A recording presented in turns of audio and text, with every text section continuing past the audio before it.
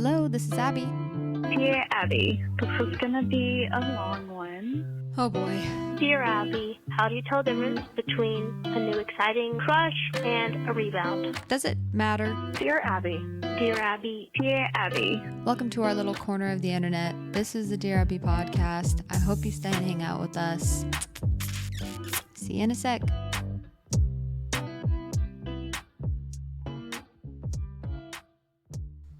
Welcome back, everybody, to 1, 2, 3, Dear Abby. Welcome back to today's episode of Dear Abby. We have a couple life updates that are not so fun, but also helpful, possibly. Then after that, we'll get into the meat of the episode and so on and so forth. Then we'll do a Dear Abby. But first, I hope everyone has been having a great week, and I hope everyone is going to have a good weekend. You know, I guess you don't know that yet, but have a good weekend. I just got back from doing some calisthenics, as I've talked about many a time, and I was able to do multiple downward push-ups or negative pull-ups, not downward push-ups. That doesn't make sense. That's not a real thing, but negative pull-ups. It feels really good to get better. And I came home and I ate some of Keaton's cake for his birthday because it was my fiance's birthday this past weekend. I was kind of stressed planning his birthday because a lot of people around us have a lot of money and they can do all these big things for birthdays. And that's fantastic. But I cannot afford that at this point in my life. And so I do feel this weird pressure, like, to keep up with the Joneses. But I did not succumb to that. And not that I don't do fun things for birthdays. I just try to stay under a smaller budget and do things that are meaningful to me specifically and to that person. But sometimes I feel guilty when I can't spend a lot of money for birthdays or Christmas or whatever, which I think is probably pretty normal. So I just had to give myself a pep talk. Like, it's okay that you can't spend a bunch of money on birthdays. Keaton doesn't even like that, nor does he even want that. He's never requested that. He's never made me feel bad. He's never said anything about that. So I don't know why I feel like I need to go spend thousands of dollars on a birthday. He's loved everything I've gotten him, no matter how much it cost. And it's just weird. I don't know. Long story short, we had a fun time for his birthday, and I got him something that I didn't know that he wanted, but that he wanted, and he was just talking about with his friends. So that felt good. Along with the fun birthday weekend, the couple days leading up to Saturday, which was his birthday, I had a depressive episode, which I haven't had one that bad since I've started on my medication.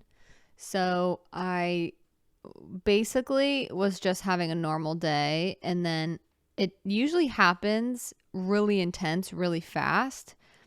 But this one kind of wasn't as intense and fast at the very beginning of it. I feel like it kind of tricked me because it was a little bit slower, to where it was like it took about 2 hours till I realized, like, oh my gosh, wait, I think I'm in an episode right now because everything is catastrophic. I barely am aware enough to realize, like, that's all I can think about within it is, like, I think I'm having a depressive episode. But other than that, everything still feels extremely intense and real. And the only reason I could recognize it is because it's a very specific thought pattern that I have of this feeling I've never been happy before. I've never been happy. I'm never going to be happy. And just intense hatred for myself. And I disassociate a lot. In my experience, I disassociate a lot from the people around me, and I just cry, and I am debilitated. Like, I cannot get out of bed. But this time, because now I know, and this is the first bigger one that I've had since I've been diagnosed with bipolar II, is I was able to notice within the first couple of hours. So sometimes it would escalate, and not to be depressing, but I would go to pretty dark places with the self-loathing and everything like that. I was able to recognize that I was probably in an episode. And so even though it still felt incredibly real, I was able to be at least cognizant of that, which helped me put into perspective that this does go away, and I have been happy before, and this feeling and this dread and this intense sadness will eventually subside, because it has before, and I've been through this exact thing so many times, and I've never had that perspective before because I didn't know what it was. I just thought that was the real me. And so when I had this last episode, it was still miserable. Don't get me wrong, it's still debilitating and it's exhausting and it's not fun. But I actually felt hopeful about it, because it felt like a death sentence when I first got diagnosed, which is interesting because with OCD, when I got diagnosed, it felt like I was free from everything. But with bipolar, I didn't want it to be real, because I just didn't want to deal with it. I don't want to deal with that. And I don't know, I think I misunderstood what it was, and I just thought it was a death sentence of you're going to be quote unquote crazy your whole life, because that's just what you hear about bipolar, and everything.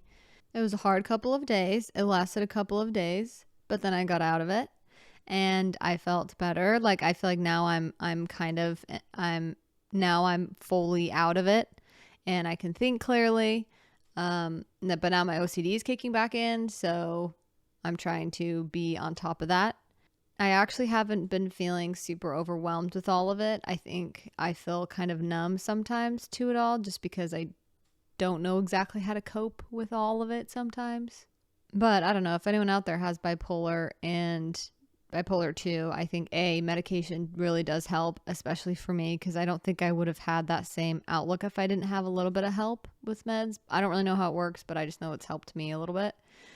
And also that there is hope in the diagnosis, and it doesn't have to look the same as it looked before you were diagnosed, or even the beginning stages, or now. It can just get better. Not that it's going to go away fully. That's been my experience, but that it'll be manageable.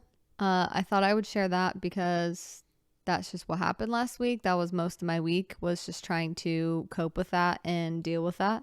And then I started my period a couple days ago, so I was also PMSing at the same time. Along with that, I do struggle with not identifying with those diagnoses so much. It's been hard. It's easy and then it's hard, and then it's easy and then it's hard again. It's hard to separate that part of you with who you actually are. And that's a hard thing to do, especially if you've had it your whole life and you just got diagnosed and you're just now working on it.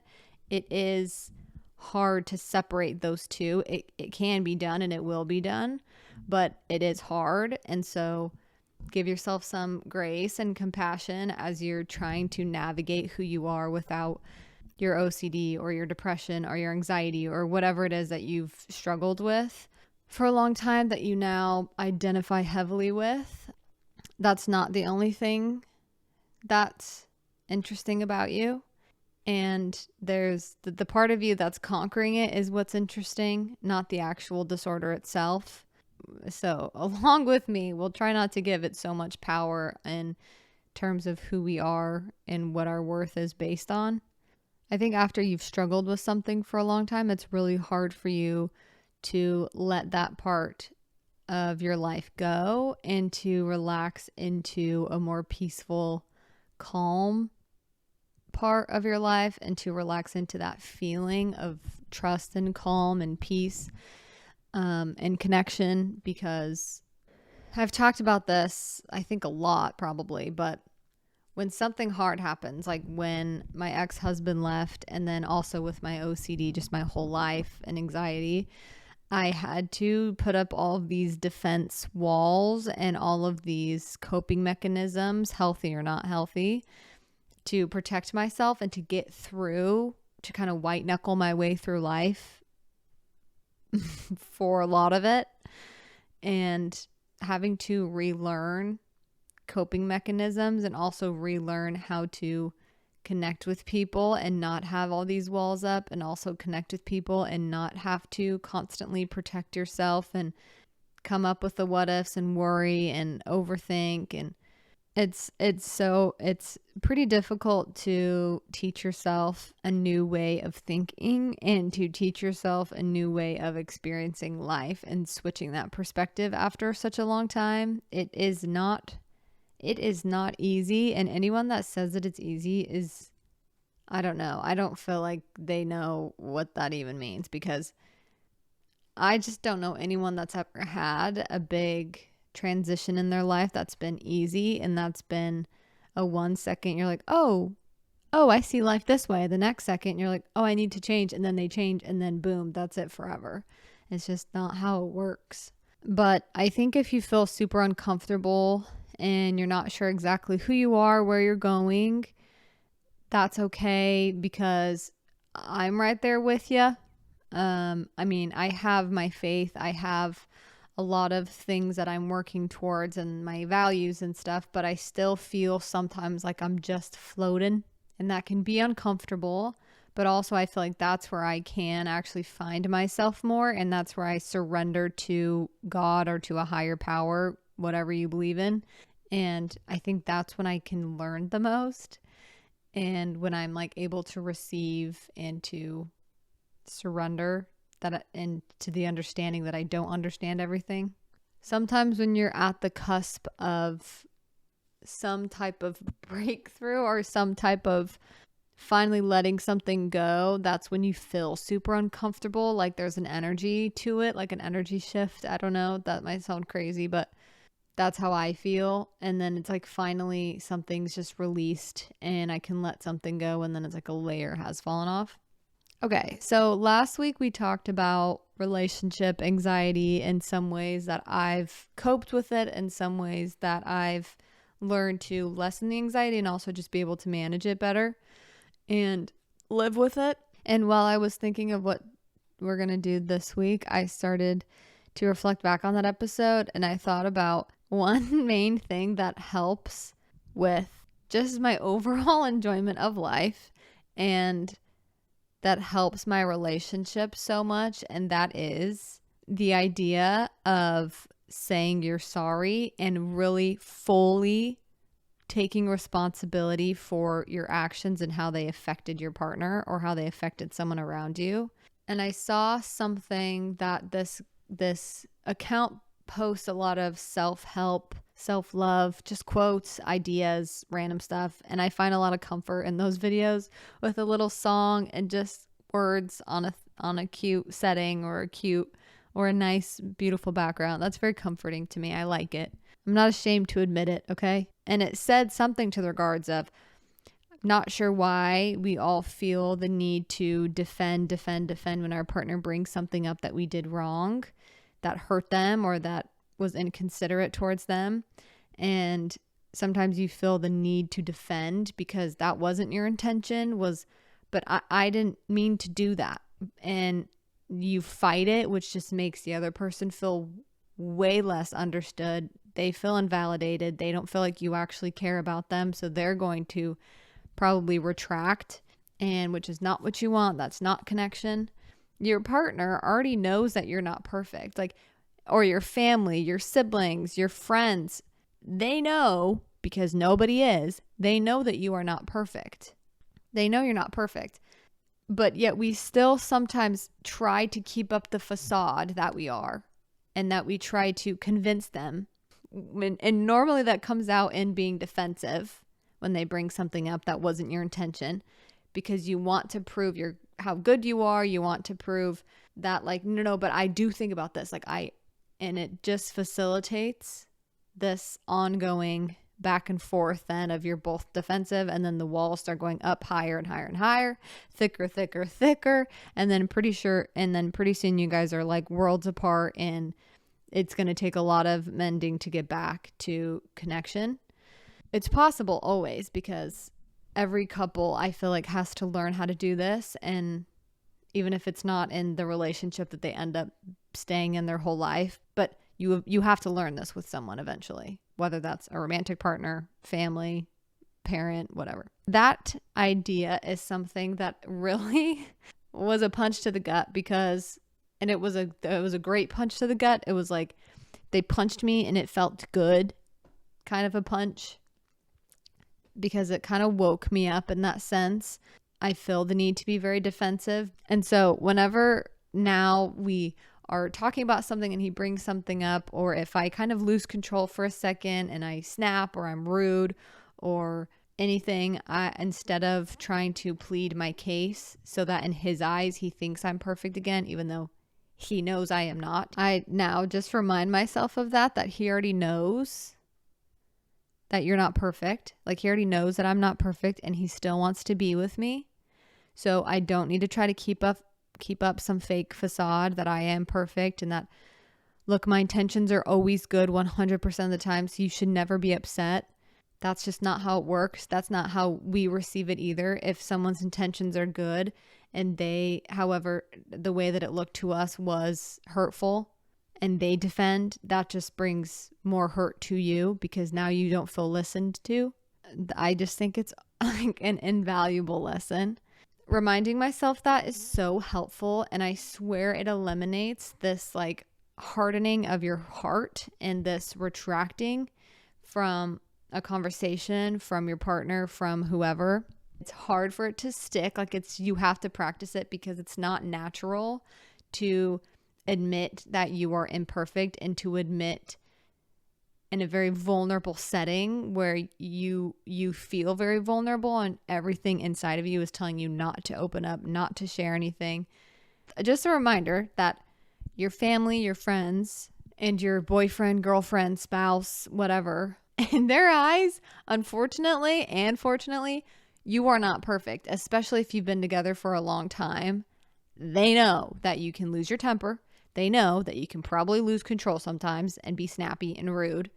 They know that you can get hangry. They know that sometimes you are still late. They know that you're going to make all of those mistakes because you are imperfect, and they know that. But they're still deciding to be with you, and they still want to be with you if they haven't left yet.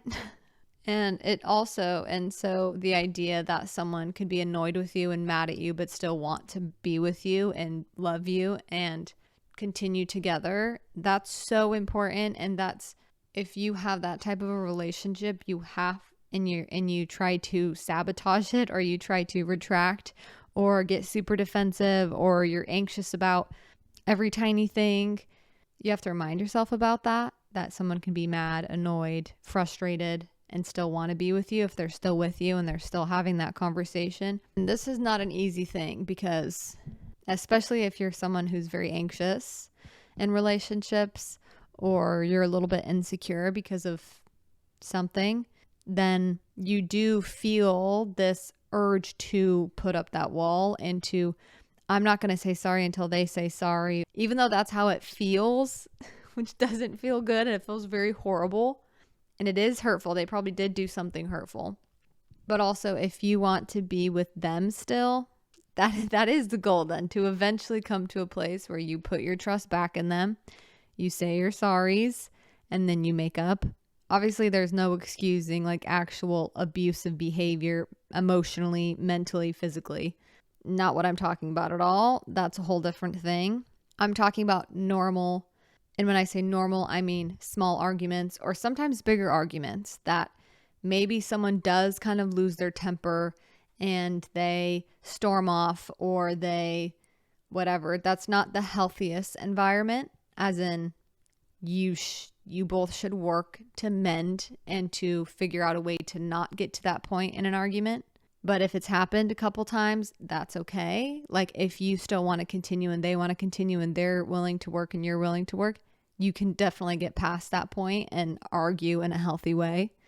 That's just up to you, and you can gauge your own relationship.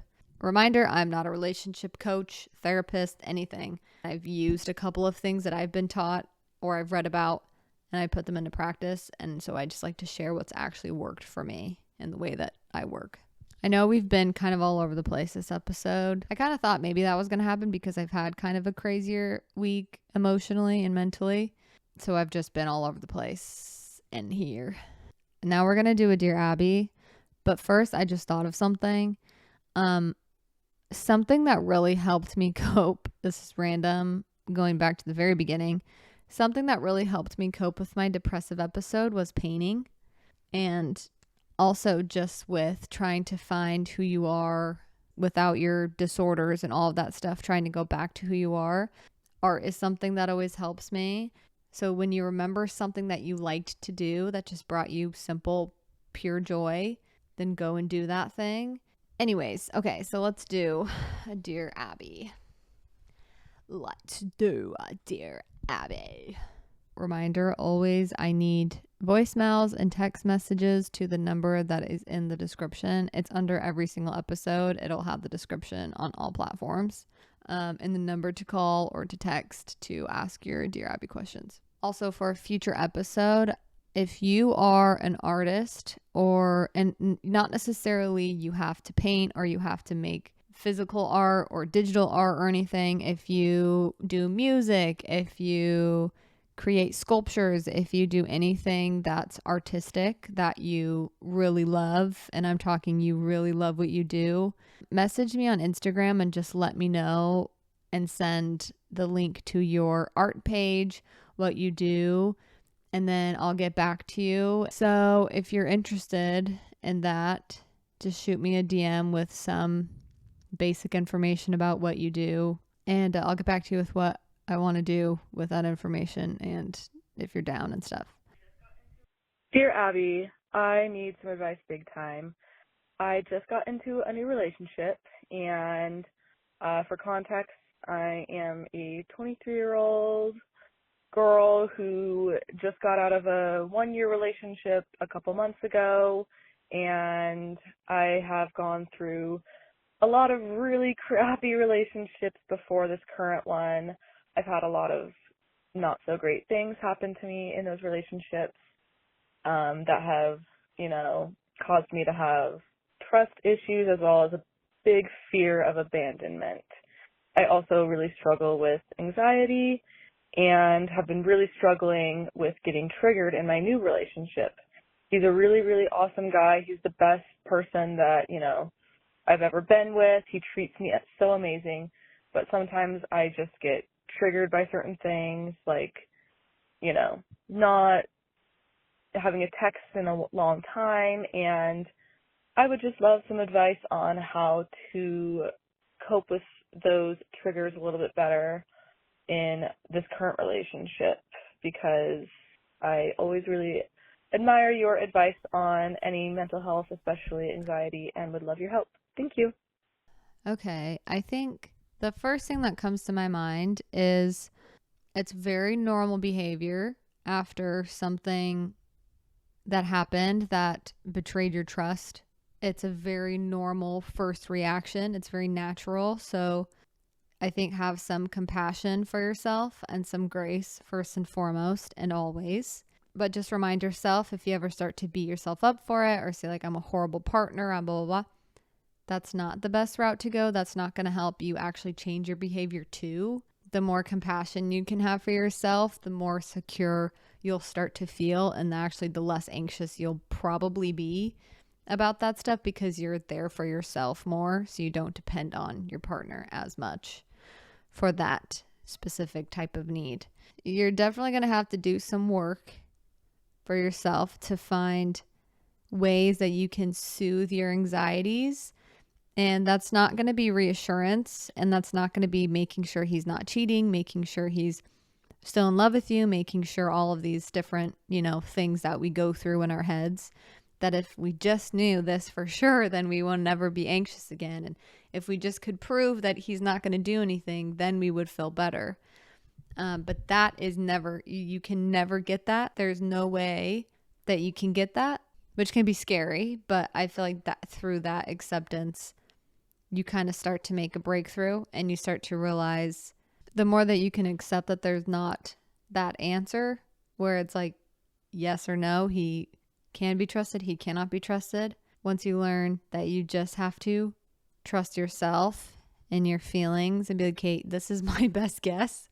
I'm guessing he's not going to do this. I would hope that he would never do this, but I cannot prove that. So I'm just going to go with what the facts are, and that he treats me good. He's nice to me. Doesn't mean he's going to be perfect, and doesn't mean he's going to be 100% considerate 100% of the time, because everyone's imperfect. However, he treats you good.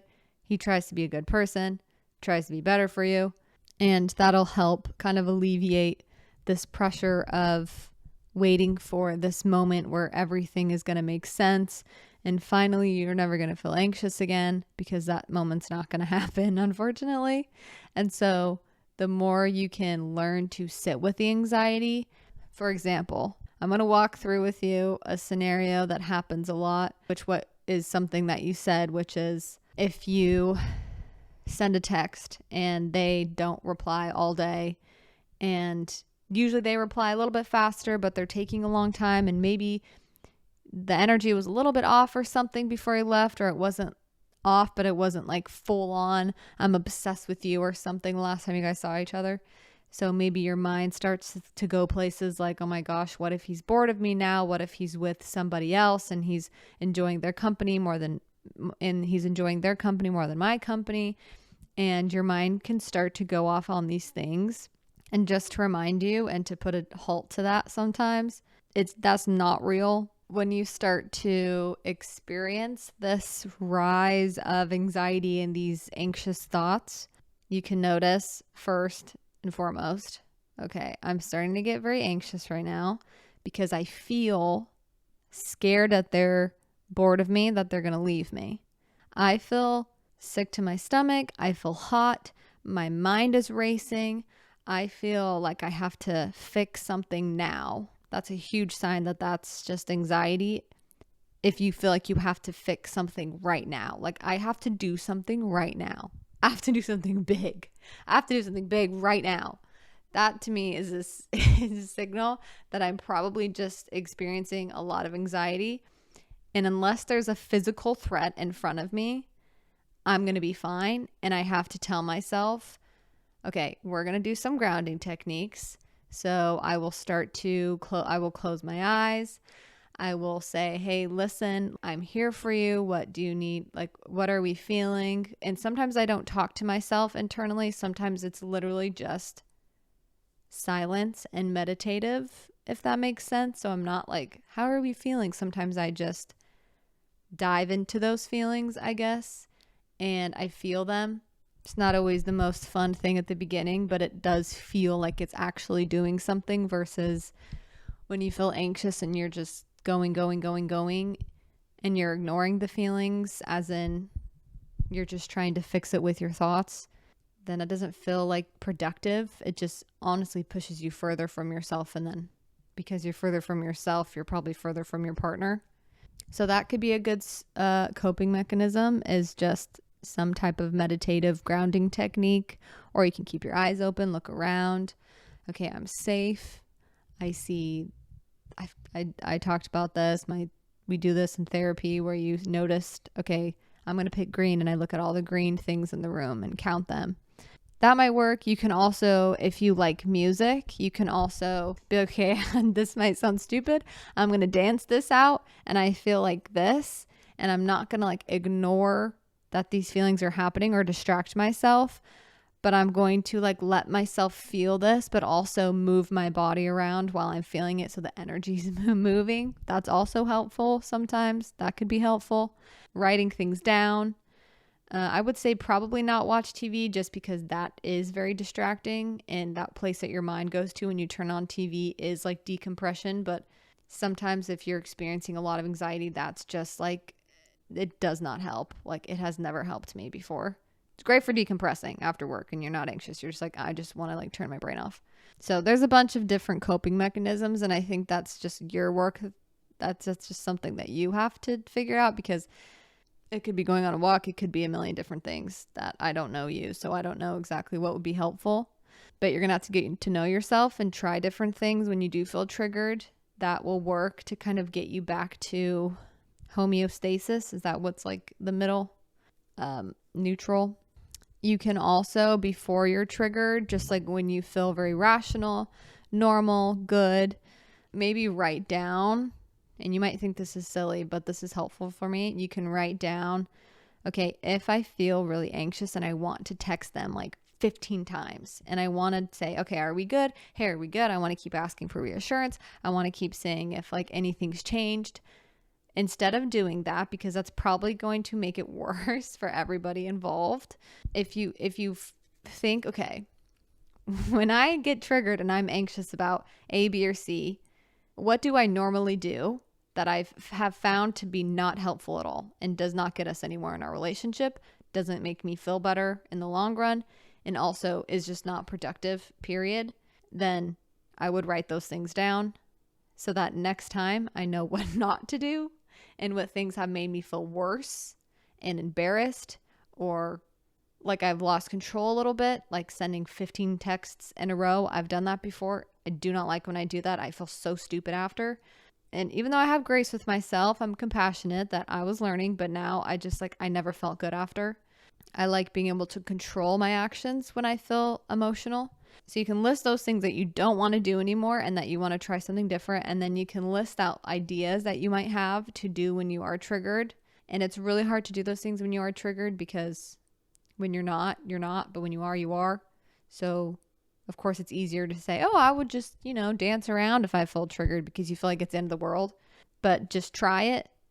And all that noise that's saying, don't do that, don't do that. You have to protect yourself. That's literally anxiety. It's supposed to make you shut yourself in. But if you're wanting to choose trust, if you're wanting to go towards connection and trust and vulnerability and your heart being open to your partner, to your significant other, that is not the voice to listen to. You got to listen to the little angel on your shoulder. That's like all I can think of right now, but I'm sure there's a million things that I'll remember later. But I think just get to know what's going to soothe your anxiety. It is hard to experience that, and it is very difficult to change those behaviors, but it is very possible, and it is 100% worth it. Even if you don't end up being with this person for forever, it's helpful because you get to know yourself more. And so in the future, moving forward, if you're with this person, if you're not, it just is helpful in the long run. Well, thank you so much for listening to today's episode. Thank you so much for listening to today's episode of Dear Abbey. I appreciate everyone that listens. And if you could share, like, subscribe, comment, rate, review the podcast on Spotify, Apple, YouTube, that would be so helpful. Let me know if you guys want my DMs are open. If anyone wants to DM me about literally anything, go for it. If you want to ask a question, you can message or call the number in the description.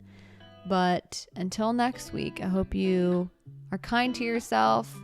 Take yourself out this weekend, have fun, and don't text anyone 15 times in a row. Love you guys. Bye. 우회전 taking a ride to journey.